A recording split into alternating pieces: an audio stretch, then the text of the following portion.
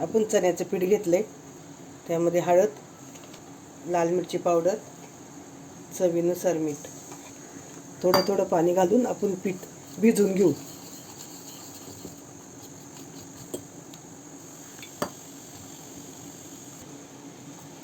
पीठ इथं भिजवून झालंय माझं.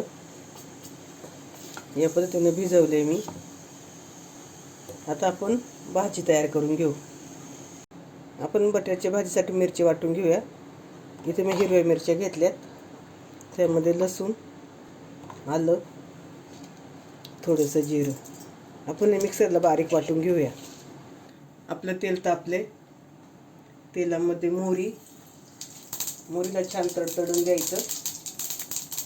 त्यानंतर जिरं, इथं आपण वाटून घेतलेली मिरची गॅस बारीक करायचा आणि छान परतून घ्यायची ही मिरची.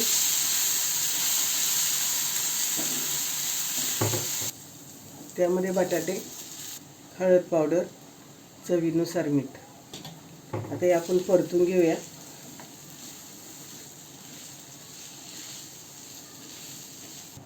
आपल्याला भाजी अशी एकदम मऊसूत करून घ्यायची आहे. बटाटा कुठं थोडासा मोठा राहिला असेल तर असं स्मॅश करून घ्यायचा. बटाटा छान परतून झालाय.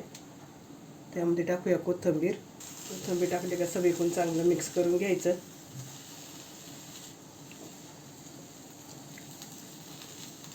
इथं आपली बटाट्याची भाजी तयार.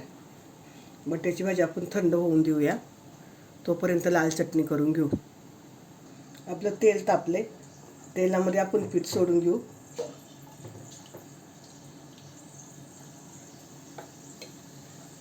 आपण लाल चटणी करणार आहे, त्यासाठी तळून घेतोय.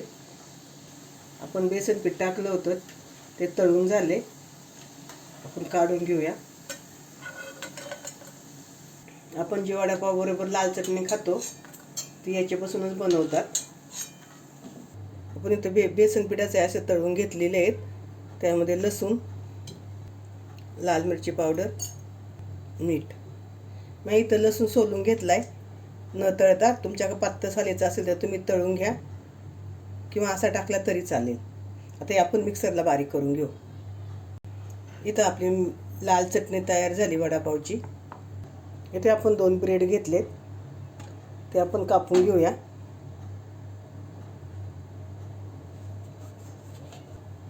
आपण 2 ब्रेडच्या स्लाइस करून घेतल्यात. एका ब्रेडवर आपण चटणी टाकून घेऊया लाल.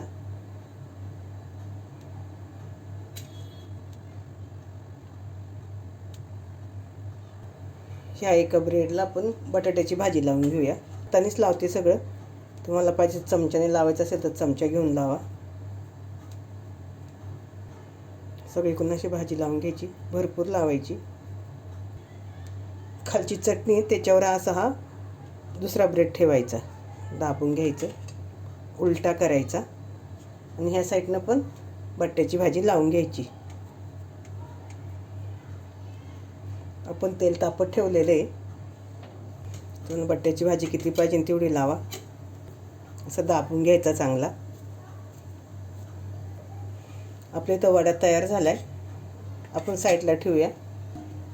बेसन पीठ मिक्स करून ठेवलं होतं, ते आता आपण छान असं फेटून घेऊया. हे माझं घरचं बेसन पीठ आहे. थोडंसं जाड दळून देतात चक्कीवाले, म्हणून मी लवकर भिजत ठेवलं होतं. आपलं तेल तापले. वडा घ्यायचा, दोन्ही साईडने छान असा पिठात मिक्स करून घ्यायचा. आपलं तेल तापले. वडा तेलात सोडूया आणि तळून घेऊया दोन्हीकडून पण लाल कलर येईपर्यंत.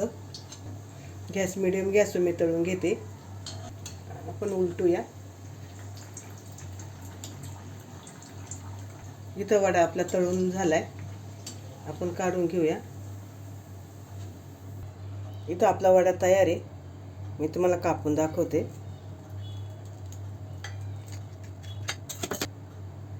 आपला उलटा सुलटा वडापाव तयार आहे. किती सुंदर झालाय.